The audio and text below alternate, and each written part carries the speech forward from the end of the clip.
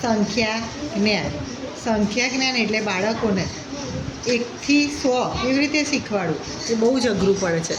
ઘણા બધી રીતે મેં 1 થી 100 શીખવાડવા માટે બાળકોને ટ્રાય કર્યો, પણ મને જે રીતે અનુકૂળ આવી એ હું તમને બધાને શેર કરું છું.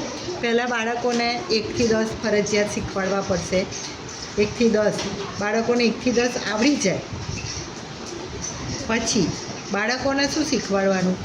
10 એકડે મીંડે 10, બગડે મીંડે 20, તગડે મીંડે 30, ચોગડે મીંડે 40, પાંચડે મીંડે 50, છગડે મીંડે 60, સાતડે મીંડે 70, આઠડે મીંડે 80, નવડે મીંડે 90, એકડા 2 મીંડા 100.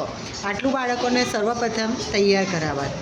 પછી બાળકોને આ લાઈન આવડી જાય પછી 11ની લાઈન શીખવાડવાની. પણ કેવી રીતે શીખવાડવાની? 2 એકડા 11, એકડ બગડ 12, એકડ તગડ 13, એકડ ચોગડ 14, એકડ પાંચડ 15, એકડ છગડ 16, એકડ સાતડ 17, એકડ આઠડ 18, એકડ નવ્વડ 19, બગડે મીંડે 20. બાળકોને હંમેશા 11, 12 એવું નહીં શીખવાડવાનું. એટલે કોઈ બી પલાકા પૂછે તો એકડ ચોગડ તો બાળકને સીધું 14 આવડી જ જશે, એકડ છગડ 16 આવડી જ જશે.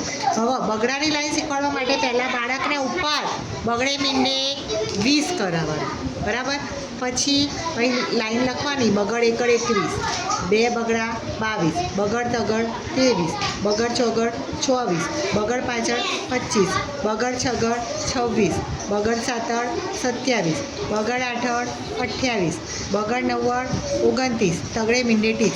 હવે બાળકને 20ની લાઈન યાદ રહેતી નથી, બગડાની લાઈન, તો શું કરવાનું? ઉપર 20 લખી કાઢવાના.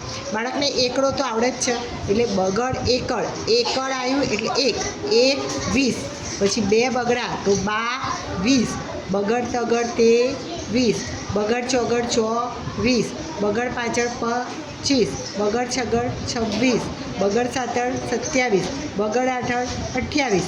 અને આ બંનેમાં પહેલાં 30 બોલાવવાના, તગડે મીંડે 30, તો એની ઉપર આવે 29. પછી તગડાની લાઈન શીખવાડવા માટે પહેલાં શીખવાડવાનું 30, પછી તગડ એકડ તો 31, તગડ બગડ 32, 2 તગડા 33, તગડ ચોગડ 34, તગડ પાછળ 35, તગડ છગડ 36, તગડ સાતડ 37, તગડ આઠડ 38, ચોગડે મીંડે 40, તગડ નવ્વડ 39. આ રીતે 1 થી 100 સુધી શીખવાડી શકાય બાળકોને, સરળ રીતે યાદ રહે છે. અને આ રીતે શીખ્યું હશે તો બાળકને કોઈ બી આઈને પલાકા પૂછે કે બગડ સાતડ, તો બાળકે આ રીતે તૈયાર કર્યું છે. બગડ સાતડ તો 27, એના મગજમાં 27 આવી જ જાય. તગડ પાછળ તો તગડ પાછળ 35, એ મોઢે કર્યું છે એટલે તગડ પાછળ 35 આવી જાય. આ રીતે હું બાળકોને આ રીતે 1 થી 100 શીખવાડું છું. અને મને આ રીતે બાળકો ઝડપથી અને સરળતાથી શીખતા લાગ્યા એટલે મેં આ વિડીયો તમારા બધા માટે શેર કર્યો છે. તમને યોગ્ય લાગે તો આ રીતે તમે અપનાવી અનુભવ કરી જોજો.